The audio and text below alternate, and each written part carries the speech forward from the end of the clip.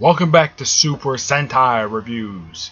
This is episode number 17. This one reviewing Invocation Squad Goseiger, the Sentai used for Power Rangers Mega Force.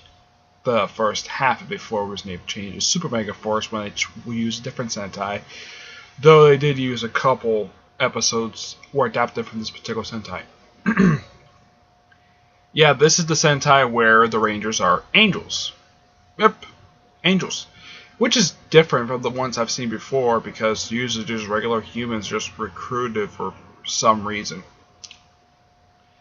And pretty much with these, well, originally there was 5, and of course they added 6, Gosei Knight, which in Megaforce is Robo Knight. And no, he does not speak with a robotic voice like he does in Megaforce. He speaks like a normal person does in Japanese. That's simply the whole point of it. When it comes to the villains in this particular Sentai, a lot of them are not much different than they are in Megaforce. I would say the best villain they adapted really well from this particular Sentai was the War Star. Which, by the way, they're actually taken out within like 15 episodes. Yeah. It takes 15 episodes and they're gone. Well, one does come back. Like right after the leader of the War Star pretty much taken out in episode 15 along with their spaceship. Yep. Yeah, the first villains have their base operations on a spaceship. Not the first time I've seen this, but it is interesting to see this. Also, Rock's Sentai counterpart, his name is Blade Run. Basically, him and a lot of the monsters in this particular Sentai take their name from movies. Of course, Blade Run, basically Blade Runner. Basically, when he was working for the War Star, he was known as Blade Runner the Comet. And then when he worked for the Contamination Group, he was Blade Run the Chupacabra. Then when he worked for the third faction group, Mantis, the Mantis, the Erotic Empire, he was Blade Runner the Cyborg, and then basically they revealed in the final episodes that he is actually an angel. Yep. I know it's kind of a spoiler, but the Sentai itself came out 6 years ago. So, excuse me. Yeah. And it takes a while. Oh, and by the way, how he's defeated is very similar to how he's defeated in Super Mega Force, you know, with the Red Ranger just slicing him in half when he's in normal size. Yeah, that's how he's defeated with his body. But there's some slight differences of how basically that the Sentai does it, does things that the Power Ranger doesn't. Well, in the case of how the Wars are defeated, they're pretty much defeated the same way they are in Power Rangers. Basically, the ship, the leader gets killed by the Rangers, stuff like that. The Mantis, the Contamination Group. Yeah, of the 3 groups, this one was, to me personally, the least interesting. One of the reasons why is because they were pushing down the environmental message, which I didn't care for at all. Though I'm kind of glad that in Power Rangers they really toned this down. Yes, and I'm glad that Vrock didn't even bring up the whole environmental message when he showed up in the Confront the Rangers one last time. Also, in the Sentai, the reason why that Ghost Knight goes back to the base is to stop Rock. Not unlike in Super Mega Force, he goes to retrieve the Silver Ranger. By Power Rangers, he just goes to try to stop them. Of course, the base operation issue, which I'll get to that soon. Yeah. And how the Contamination Group defeated, no change. It's simply the same way they defeated the Power Rangers. Yeah, I know it's the same footage, but it's still pretty enjoyable nonetheless for how these characters, how they sort of interact. And of course, here's something interesting though. Blade Run, they review Bajora. Of the 50 episodes, he's only featured in 40 of them. Yeah, he's absent for 10.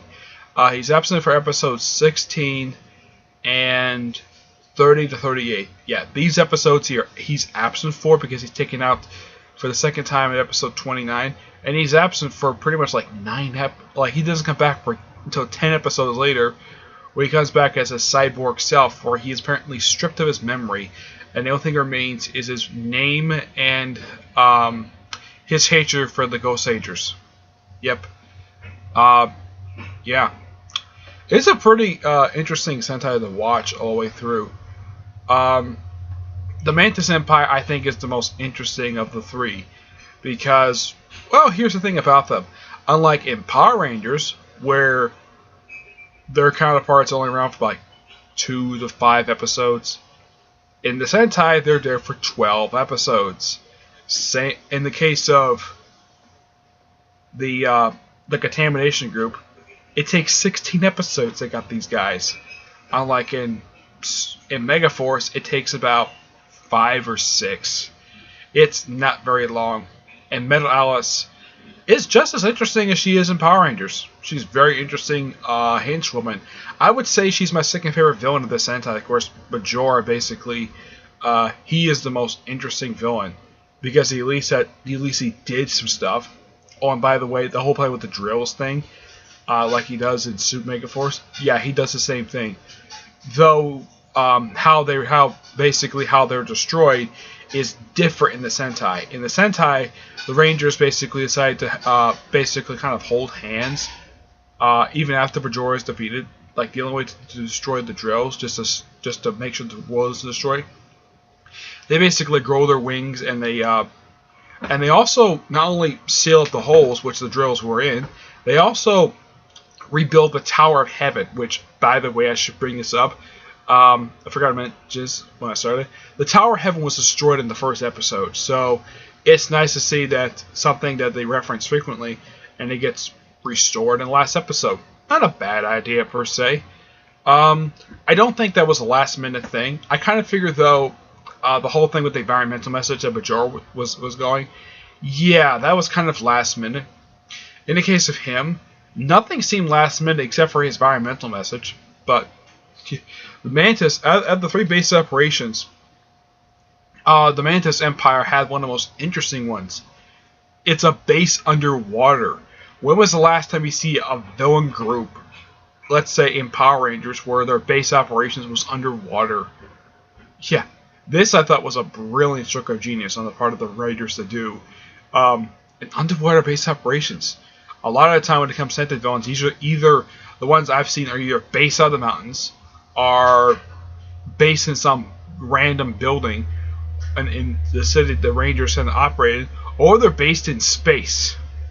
No joke. That is seriously. Oh, and the Contamination Group, they're basically based out of some random cave. Oh, and also point out this one area. I have no idea where in Japan this is. I honestly don't know. If someone could please point this place out, because I've seen this particular area like every single Sentai. It's just like this walkway and like this slanted hill. Like every single Sentai I've watched has featured this particular area. I have no idea where this area is. It's usually featured in at least one episode of every single Sentai I personally have watched. And usually they have some big fight scene there. It's even featured in one of the movies. It's featured in Go-Go 5 versus Gingamon.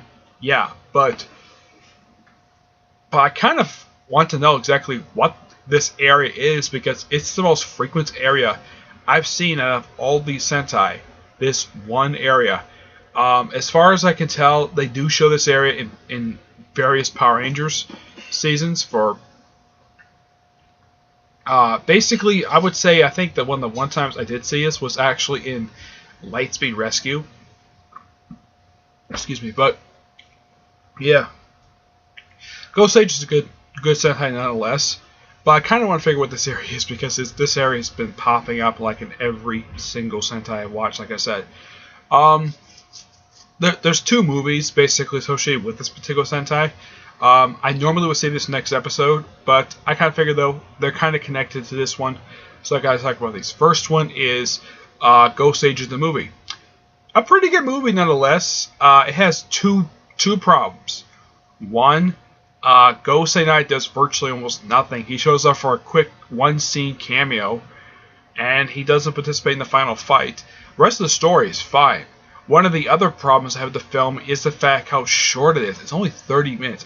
I'm like, it's a movie, and it's 30 minutes? Really? it's the same length as a regular episode of the show. I don't honestly get. Actually, it's about 6 minutes longer. No joke. I've looked at the running time. It's like 29.5 minutes. I'm like, that's kind of a short film. Yeah. The CGI for this film is actually pretty good. Yeah, I can tell CGI goes to space.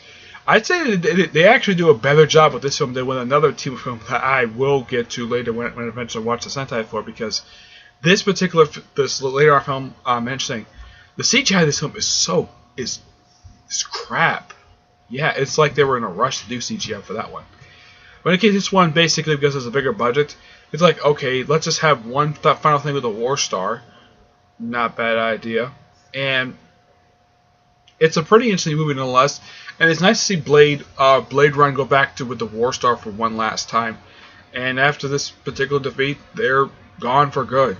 Also, someone might bring this up in the comments, but the actress plays the woman in this one who's basically an alien, because their planet tries to prevent Earth being destroyed by a horn from Norse mythology. She's actually from a rival. I don't remember the name of it. I think it's with K. I'm not really sure what it is. But she's known for being that particular type of thing. It had like 3 seasons for it, but didn't really. It was produced by Konami. Yeah, it was meant to be a rival of Super Sentai. It's basically based upon Super Sentai, but it's basically made in Japan. I had to throw that in there. The other film was Goseiger Returns. Goseiger Return. This was actually pretty good. This one seems like I'd say about a few months had passed by since the end of Goseiger. Yeah, it's like, okay, so they all go to they all do various things. Like the Red Goseiger, Gosei Red is basically he works in a bar / restaurant. Gosei Blue, his name is Hyde. He works as a researcher in a Oceanic Institute. Gosei Pink, I think it was Erie, I think her name is. She's basically a school nurse.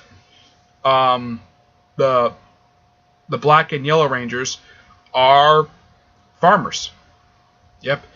And the whole story with this one is that, well, Gosei Red stops a bank robbery, and apparently he tries to erase everybody's memory because, well, he uses power because he had really no choice. And apparently the memory card thing wasn't working. It turns out it was some very unusual radiation. As for what the radiation is, it's okay. I don't get how this particular thing basically is exuding this type of radiation, but okay. Yeah. And because of this, the Goseiger become international celebrities until they were tricked to break into the Prime Minister's mansion.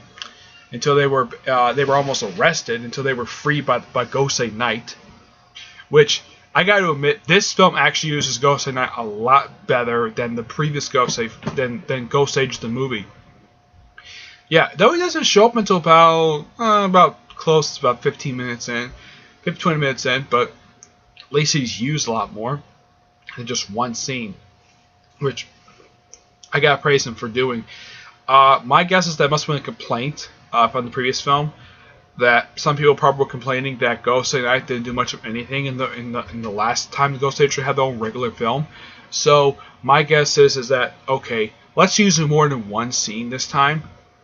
Okay, fine. Oh, one other thing.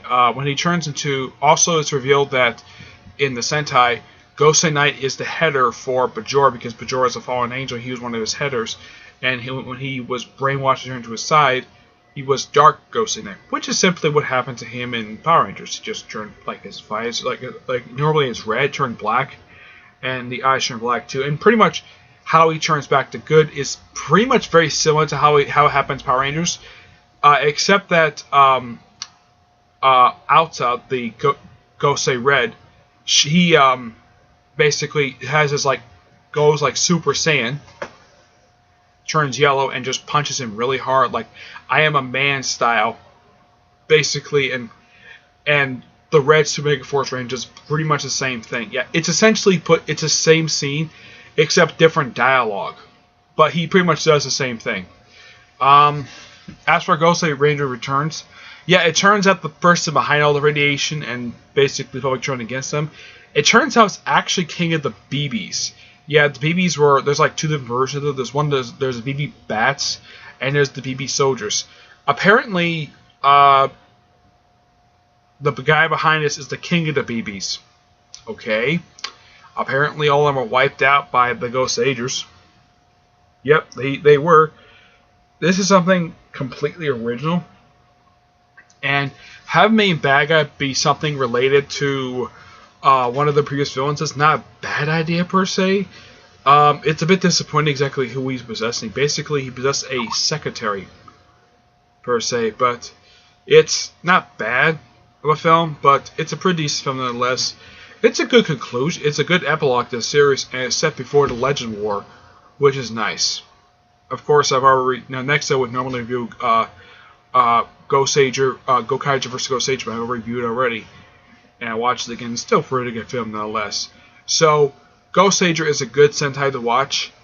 I do recommend it. It is slightly better than Super Mega Force. I like with Super Mega Force, where Goseiger is completely 100% better than that.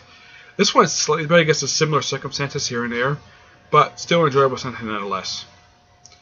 And they do a pretty good job. Of all the villains they adapted, I would say the Warsaw probably get the best treatment. And also, one other thing I gotta mention, the leader of the Mantis who in Power Rangers is the Messenger. Unlike in Power Rangers where his head just seemed left the one even though still talking, in Sentai, Blade Runner picks it up, throws it in the sky, and fires his missiles at the head and blows it up. Yeah. And by the way, I should point out though, if I ever do a top 10 villain layer list, yeah, this guy's space operations is fantastic. It's a nice command room. It's really nice. It's just like it's a symbol behind him, a console, and a thing to make the monsters. It's very simple, but I would have liked it if they would have like explored it a little bit more. But my guess is maybe time constraints is probably the reason why they could explore it a lot more.